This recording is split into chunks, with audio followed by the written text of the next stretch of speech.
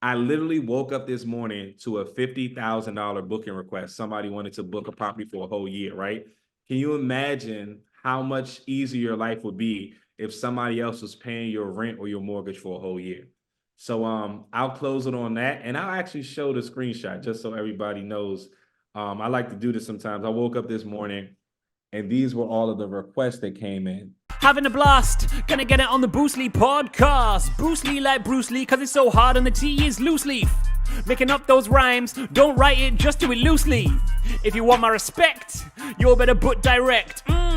Here are the words in the podcast, that's what comes next. Hi, welcome back to the Bruce Lee podcast, the podcast that gives you the tools, the tactics, the training, and most of all, the confidence so you can go out there and get more direct bookings. My name is Liam Carolan, and this is the Bruce Lee podcast and the behind the host section of this podcast, where we interview hosts from all over the world. And this has been great fun to do because we find out about their systems, their processes, what they do in their business, which works really well. So you can learn it and do it in your business as well, or perhaps even reach out to some of these awesome business owners and, connect and network is what we recommend. So today we've got Ron Curtis. He's from Wavy Stays. He's from over in the US, and we're going to dive into aspects like co-hosting, systems, all of that cool stuff. So welcome along, Ron. Thank you for joining me today. Thanks for having me. I'm excited to be here. So first of all, can you give your business like an elevator pitch? What is it that your business does? Where in the world? All that stuff. All right, great. So my name is Ron Curtis. I'm based out of Washington, D.C.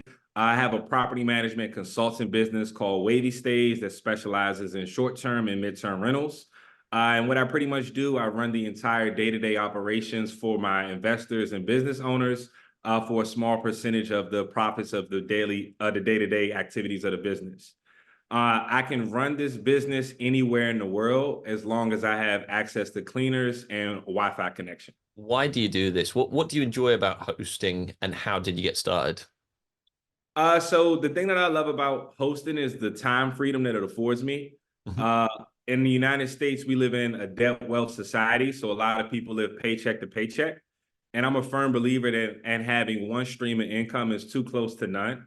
So one reason why I have a passion for this, it allows me to not only incorporate additional streams of income and revenue to my life, but it also affords me the opportunity to help my business partners and investors to pay off their mortgages, pay their rent, pay their utilities, et cetera, and also profit and create an additional stream of income for them as well. Why did you start in this? And just take me back to how that happened. Okay, so pretty much I graduated college, went to a 4-year university in Virginia in the United States. After I got out of college, I pretty much got $10K in a credit card debt from living at home with my parents, not really having too much overhead, and I was just going out partying, traveling, having fun. From that, I got myself out of credit card debt. I actually started a credit repair business. I started helping friends and family get out of credit card debt as well. And then I kind of fell in love with the idea of passive and residual income. The reason being is because the way that the credit card system or credit repair business was set up, I was getting paid out monthly on a subscription-based service based on work that I was completing prior. So what it did, it allowed me to see the concept of, doing the work one time, doing a great job, and getting paid consistently from those actions. So from learning the credit game, learning how to leverage credit, because I did not have access to that much capital, I started researching first-time homebuyer programs such as NACA, and I started researching house hacking, right? So to sum up the story, I was able to purchase about a $420,000 home in Washington, D.C., and I leveraged credit and first-time homebuyer programs where I only spent $3,700 out of my pocket to get it. And then I turned my basement into a short-term rental, which pretty much supplements and covers my mortgage. And I took that same exact business model and cookie cut it across multiple properties all over the world, including Mexico. Just for the listeners and myself, how many units are you currently looking after at the moment? Currently, I manage 20 properties. I own one, and I'm co-hosting 19 others all across the United States. Wow. I mean, that does take some work. So who helps you with this? Do you have a team, or is it just yourself? So I'm the CEO of the business. I do have a team. I like to leverage people, systems, and processes to run my business. I have a team of virtual assistants. I have handyman. I have cleaners. I have operations managers. I have a 24/7 customer service team, and I also have a pricing manager. So right now, if you look at it, it's really just me. I'm the orchestrator, and I have, people in different markets helping me run the business remotely. What advice would you have for somebody who wants to get started with kind of that team building? Because there must have been a first hire, right? Who was the person who you go, do you know what, this is the first person to get? Or looking back, would it have been a different kind of, when I say person, a different role hired first? Right now, I think the first person that I hired was probably like a cleaner operations manager. Mhm. And that's when I had my properties. The majority of my properties are based in the Washington, D.C. area. And I'm real big on replicating myself. I can't be in 10 places or 10 properties at once. So one of the first people that I hired was an on-the-ground operations manager that actually oversaw the cleanings. I promoted a lead cleaner and made her more of a supervisor, and she was kind of my eyes when I'm not there to check on the properties for me. What would you say has been the biggest challenge so far? So just before answering that question, how long have you been now replicating that model, and what has been the biggest challenge for you and so far? All right, so I got my first booking in September 1st, 2021. So I've been Mhm. doing this part-time. I have a full-time job. I work for the DC government. And I would say the biggest challenge is managing expectations. And when I say that, when you're a co-host, you not only have to manage the guest expectations when they arrive to the property and during their stay, but you also have to manage your host expectations, right? You have a lot of different hosts. So I have hosts that, they're going to buy a property and throw me the keys, say, Ron, do your thing. And then you'll have hosts that are micromanaging, peeking over your shoulder, double replying to messages after you just responded to a guest inquiry. So learning how to just be one neutral person with everybody, and being able to please not only your guests who, supplement the bookings, but also your owners who you're partnered with, managing their properties for them. How do you is there any coping mechanisms you use for kind of dealing with people at different sort of stages and different characters, I guess? So one of the things that I've learned in my 2-year tenure so far is the first thing, all money isn't good money. Um, at this point, I can kind of, when I'm onboarding a new client, I can kind of feel them out based on the questions that I ask them and based on their temperament. And I think that's something you definitely have to do, especially when you first start. You're just trying to sign as many deals. You don't care if, the person's a cringe client or not. You're trying to get your foot in the door. And once you get in there and you understand how the business works and you really understand your value that you bring, you won't settle for things that don't fit for your business. So one kind of motto that I try to use when it comes to this is it's just business, nothing personal, Mhm. right?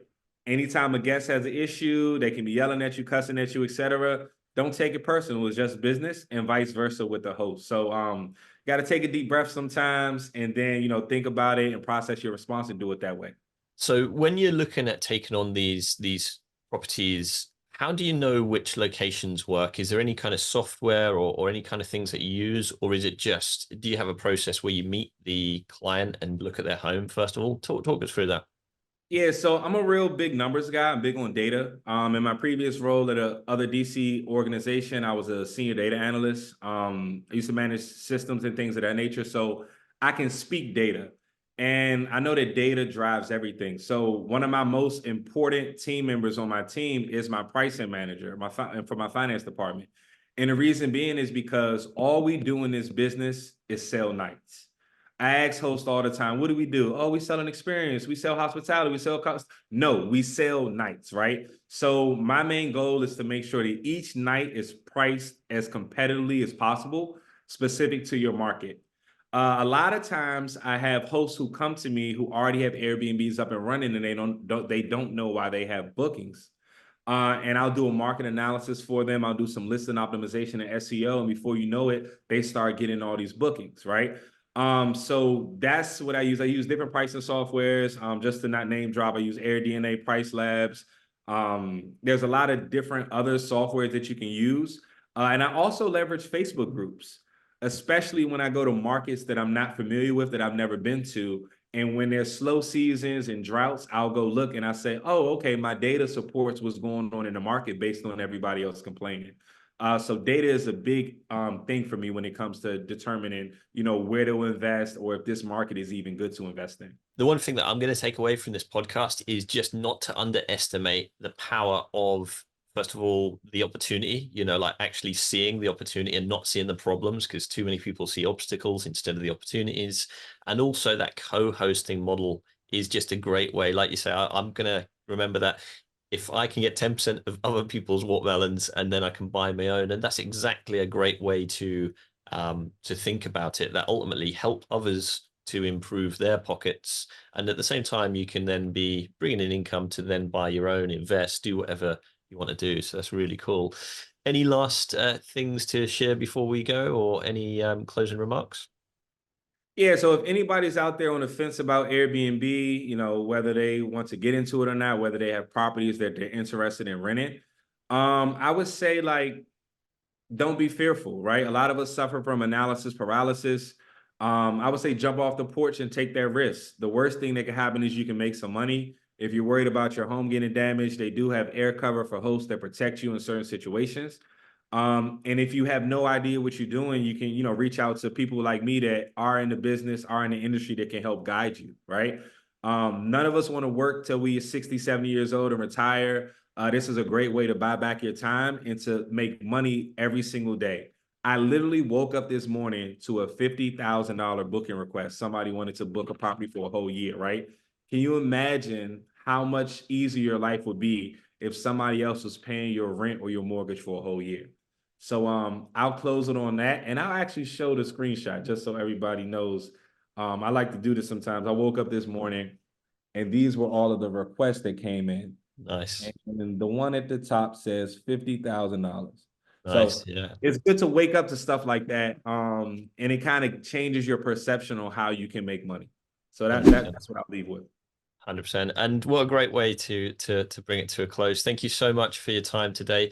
If you're listening to this on the podcast and you want to come and discuss more things, all things hospitality, do bear in mind there is a Facebook group called the Hospitality Community. Everybody is welcome there, free Facebook group where you can talk about anything hospitality related. All you need to go on Facebook and search Hospitality Community. That's it from me. Thank you for your attention today, and we'll see you on the next one. Bye for now. Having a blast, gonna get it on the Boostly podcast. Boostly like Bruce Lee, cause it's so hard and the T is loose leaf. Making up those rhymes, don't write it, just do it loosely.